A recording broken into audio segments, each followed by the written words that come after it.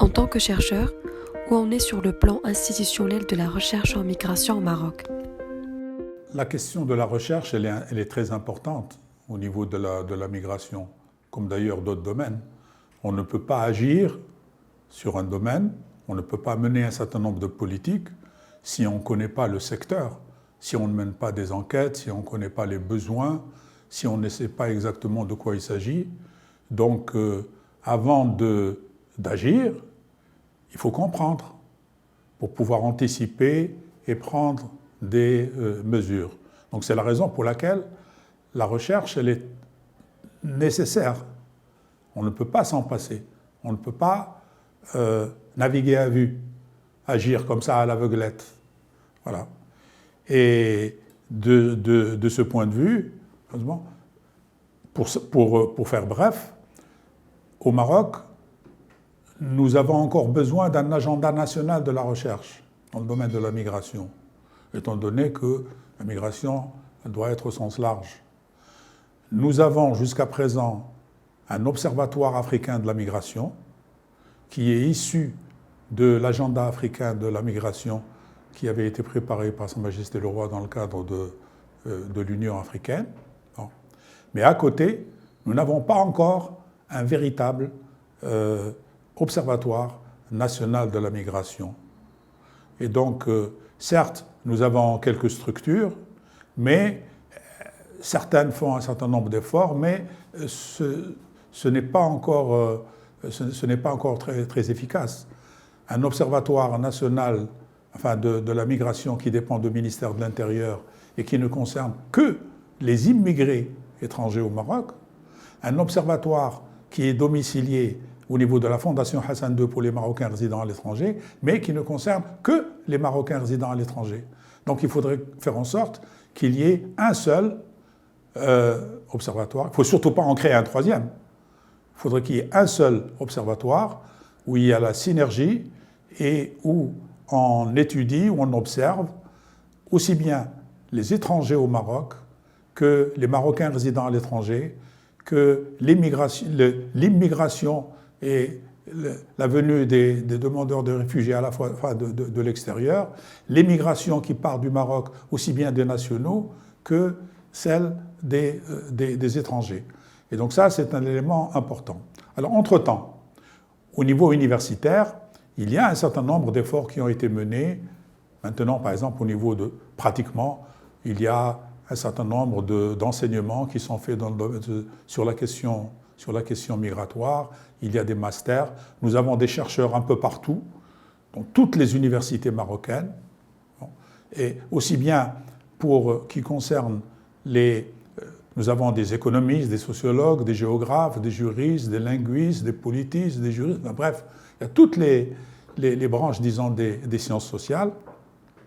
Mais nous n'avons pas encore, jusqu'à présent, une structure institutionnalisée. Voilà. Alors, ce qu'il y a eu dernièrement, disons, la plupart des études qui se font, elles se font sur financement externe. C'est bien d'être aidé par l'extérieur, mais il faudrait un financement interne. Pourquoi? À ce moment-là, parce qu'on n'est plus indépendant. Le financement externe, il y a toujours un agenda extérieur, il y a un certain nombre d'objectifs, etc., qui ne correspondent pas nécessairement à la demande et aux besoins du Maroc. Et il y a certains qui peuvent même être à l'encontre. Bon. Et donc, il faut un financement interne, justement, pour être en mesure de répondre, de faire des études qui répondent à des besoins, à des objectifs maroco-marocains. Chaque pays, évidemment, a sa propre conception des choses. Alors, dernièrement, par exemple, il y a eu, dans le cadre de la coopération, c'est l'Union européenne qui a proposé à l'échelle de l'Afrique du Nord ce que j'appelle, c'est pour ça que j'ai mis ça pour que je me souvienne du nom exactement, ils ont proposé à ce qu'il y ait ce qu'ils appellent un comité maghrébin du réseau académique nord-africain sur la migration, qui concerne la Libye, l'Égypte, la Libye, la Tunisie, l'Algérie, le Maroc. Bon. Et à l'intérieur de chaque pays, il va y avoir un comité national. D'accord ? Bon. Et l'objectif, il est intéressant, c'est de faire la jonction entre les chercheurs et les responsables, qu'il y ait un partenariat qui soit institué entre les diverses institutions qui s'occupent de la migration et les chercheurs. Voilà, bon. Il y a eu la constitution de ce comité. Mais je dois dire que ce comité, en tant que chercheur, il y a un certain nombre d'observations. Il n'a pas été très transparent. Il n'a pas été organisé de manière transparente, ouverte. Certains en ont profité aussi bien au niveau surtout des ministères. Ils ont fait appel aux chercheurs qu'ils voulaient. Bien sûr, on ne peut pas prendre tout le monde, le problème n'est pas là. Mais dans notre pays, nous sommes un pays ouvert, un pays démocratique, il faut accepter le débat. Et ce n'est pas parce qu'à un certain moment, il y a des chercheurs qui ont un autre point de vue qu'on les met en marge. Quand on ne fait pas appel à eux, on ne les associe pas. Et donc là, il y a une certaine dose de sectarisme, j'allais dire, voire même d'ostratisme et de mise à l'écart qui a été fait, et ceci est inacceptable. Et donc, on a profité de la crise du Covid pour mettre en place en catimini un comité national où il y a à la fois donc des chercheurs et en même temps des institutions. On a pris le CCME, on a pris le HCP, mais on n'a pas pris d'autres institutions qui s'en occupent. Il y a également le ministère de l'Enseignement supérieur. Il y a également la Fondation Hassan II qui a un observatoire. Il y a également le ministère de l'Intérieur. Voilà. Et donc, sur ce plan-là, il faut revoir les choses. Il faut revoir les choses. Et j'ai appris qu'entre-temps, le ministère lui-même des Affaires étrangères, ce n'est pas les ministres qui sont concernés. Les ministres, en général, ils sont ouverts politiquement, ils sont ouverts sur toutes les tendances, etc. Ça, ce genre de pratique, ça vient à des échelons subalternes. Il y a un certain nombre qui n'acceptent pas la discussion, etc. Voilà. Et je pense que ce projet-là, finalement, d'après mes informations, le ministère a levé le pied.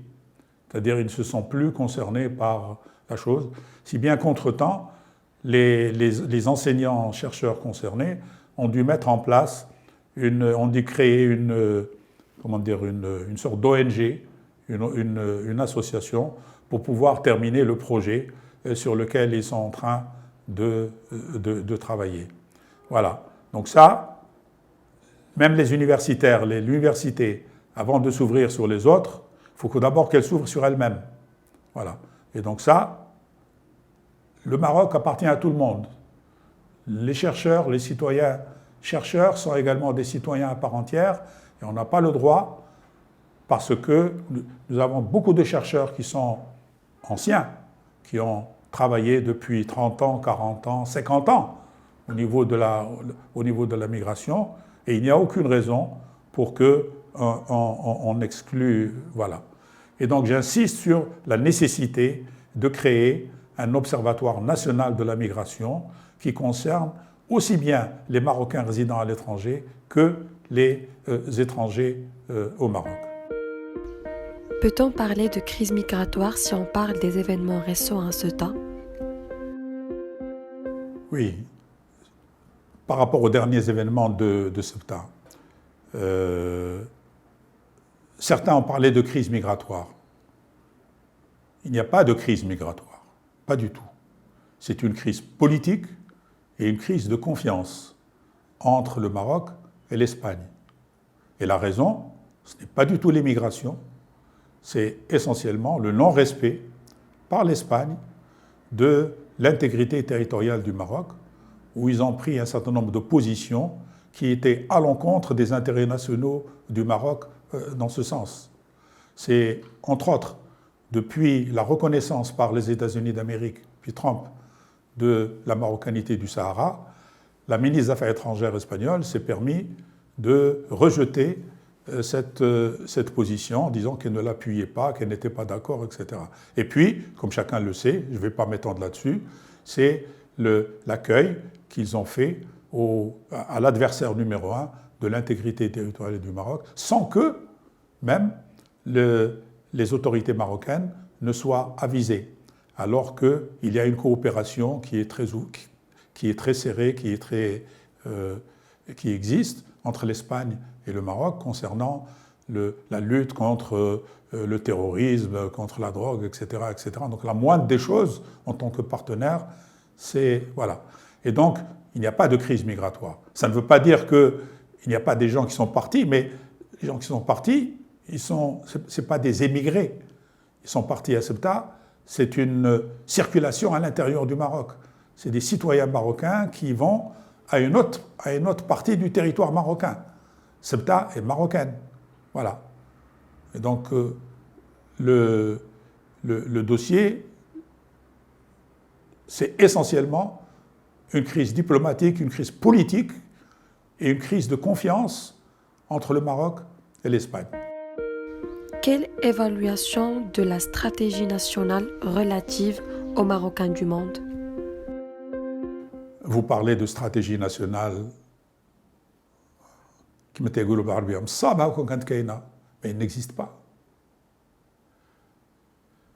Nous avons au Maroc, dans le cadre de la politique migratoire, nous avons une stratégie nationale en matière d'immigration et d'asile qui a été adoptée par le Conseil de gouvernement le 20 décembre 2014 et qui vient à la suite de la décision de Sa Majesté de mettre en place une nouvelle politique migratoire du Maroc en 2013 qui coupe avec la conception sécuritaire qui existait auparavant.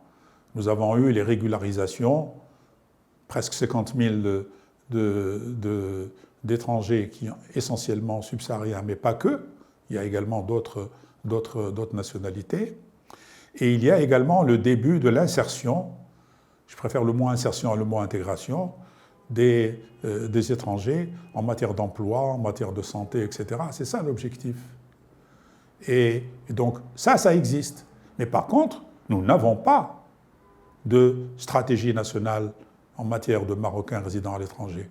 Nous avons des plans d'action, nous avons un certain nombre de mesures qui peuvent être prises, ou alors ce qu'ils appellent des stratégies sur un aspect donné, en matière culturelle, ils appellent stratégie en matière de compétences marocaines à l'étranger. Nous n'avons pas une stratégie nationale. Et d'ailleurs, Sa Majesté, dans le discours du trône de 2015, donc le 30 juillet 2015, il avait lancé un appel, il avait réitéré l'appel pour qu'il y ait une véritable stratégie en la matière. Et on est surpris de constater qu'on parle de stratégie. Il est vrai qu'il y a eu le lancement d'une étude en 2012-2013, chapeautée par l'Institut royal des études stratégiques, où il y a eu en même temps le ministère de la Communauté, la Fondation Hassan II, le CCME, mais cette étude qui concerne la vision, l'étude de l'émigration marocaine, la communauté marocaine à l'étranger, à l'horizon 2030, elle a échoué. Et donc, ce qu'il y a eu, en fait, il y a eu quelques feuilles, des documents que les responsables ont mis sur le site du ministère, mais c'est du bricolage. Il n'y a pas véritablement une stratégie qui aurait supposé, d'ailleurs, non seulement de répondre à des questions de fond, que veut-on des Marocains résidant à l'étranger? Quel type de relations ont-ils avec la mère patrie? Quel type de droits, etc. Et puis également, la nécessité de mettre à jour les diverses institutions. Et en troisième lieu, ça devait déboucher sur l'institution d'un observatoire. Il n'y a eu rien de cela. Et à qui peut-on s'adresser pour avoir cette stratégie nationale en premier? Eh bien, elle doit être faite par les organismes qui sont concernés. Normalement, c'est le ministère.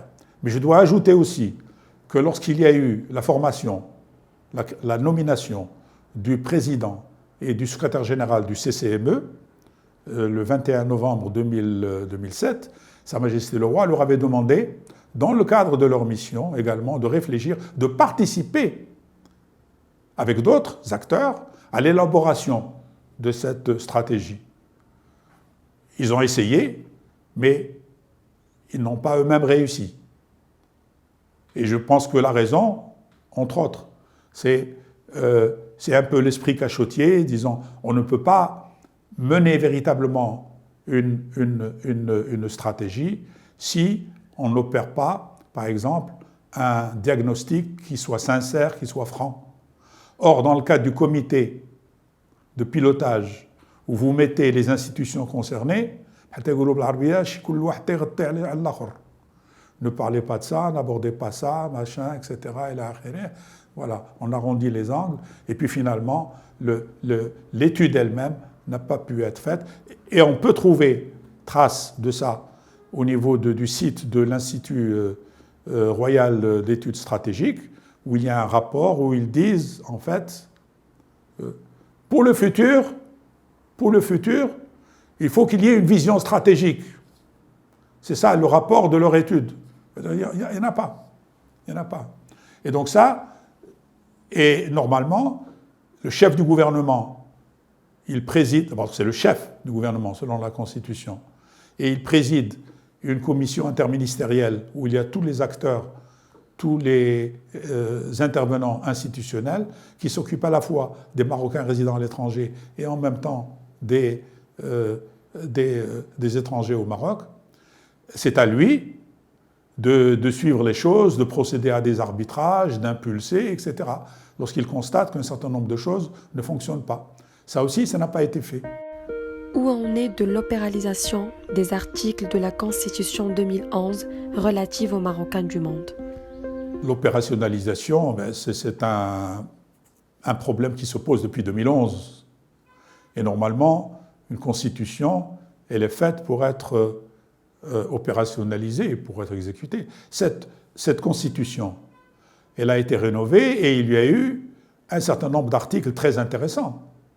L'article 16 qui concerne l'identité culturelle, la protection de l'identité nationale, l'article 17 qui concerne la démocratie représentative, la nécessité de faire participer les Marocains résidant à l'étranger à toutes les élections, y compris aux élections parlementaires, et d'être représentés donc à la première chambre. En troisième lieu, la nécessité de faire représenter les Marocains résidant à l'étranger à toutes les institutions nationales consultatives, le CCDH, le Conseil économique et social, etc., etc. Et puis, il y a eu également un autre article, en fait, qui concerne l'article 30, mais qui concerne, en fait, les étrangers au Maroc, où on leur a reconnu le droit d'élection aux élections locales. Mais là, on va procéder aux élections locales, mais là aussi, disons, cet article n'est pas concrétisé. Alors, dans le cadre de la commission sur le nouveau développement, présidée par Sibn Moussa, il y a eu un certain nombre de passages qui concernent les Marocains résidant à l'étranger.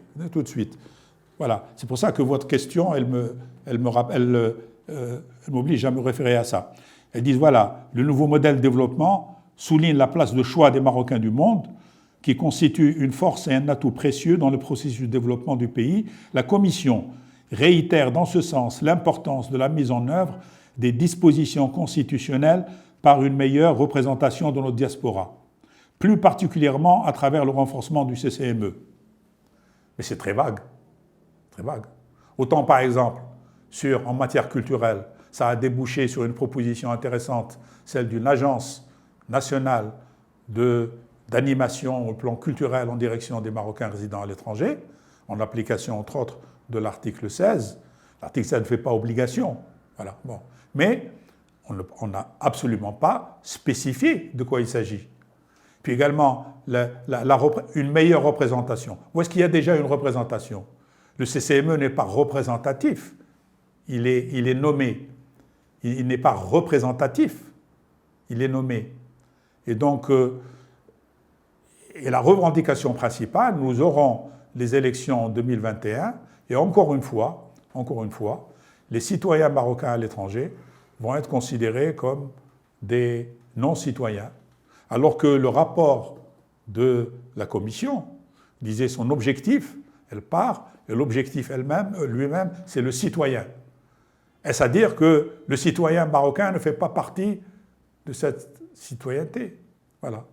Donc, à mon avis, c'est très vague, et la question, elle continue à se poser. De la même manière, et je terminerai par là, de la même manière, le rapport n'a pas du tout fait état de la nouvelle politique migratoire du Maroc, qui a été initiée par Sa Majesté en 2013, qui est importante, parce que là, ça s'intègre dans le cadre d'un projet sociétal et donc de l'intégration des étrangers, et notamment des subsahariens. Voilà, bon. Donc il y a une nouvelle politique, et normalement, tous les acteurs, tous les secteurs, disons, de la société doivent contribuer à la réussite de cette politique. Le Maroc, également, il a un rôle leader au niveau de l'Union africaine.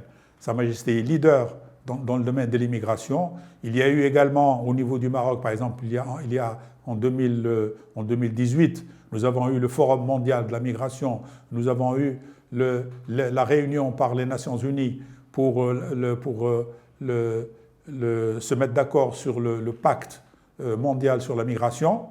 Et avec tout ça, la question migratoire, la question des étrangers, la question migratoire est passée comme ça au niveau des membres de la Commission. Certes, il y a eu un certain nombre de membres qui proviennent de la diaspora, mais je pense que sur ces aspects-là, ils ne portent pas, ils s'intéressent à autre chose, mais pas nécessairement sur les revendications, sur les attentes, notamment démocratiques, politiques, des Marocains résidant à l'étranger. Et puis également, le rapport qui concerne le développement. Le développement, ce n'est pas seulement les aspects économiques, les aspects financiers, mais il y a également les aspects démocratiques, les aspects politiques.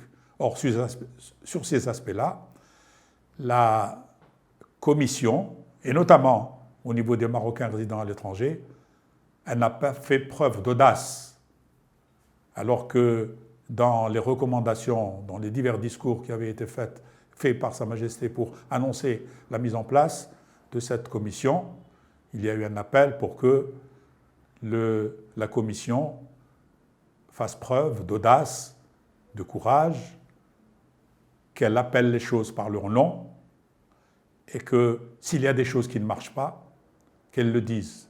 Par exemple, au niveau des institutions, elle parle des institutions, mais elle ne parle pas de leur dysfonctionnement. Elle ne parle ni du dysfonctionnement de la Fondation Hassan II, ni du dysfonctionnement du Conseil de la communauté marocaine à l'étranger. Savez-vous que ces deux institutions, par exemple la Fondation, elle n'a pas tenu le comité directeur depuis l'an 2000. Le Conseil de la communauté marocaine à l'étranger n'a tenu aucune assemblée plénière. Comment voulez-vous que les citoyens fassent confiance à des institutions qui ne marchent pas et pour lesquelles les responsables ne rendent pas des comptes, alors que la Commission, elle insiste beaucoup sur le lien qu'il doit y avoir entre la responsabilité et la reddition des comptes.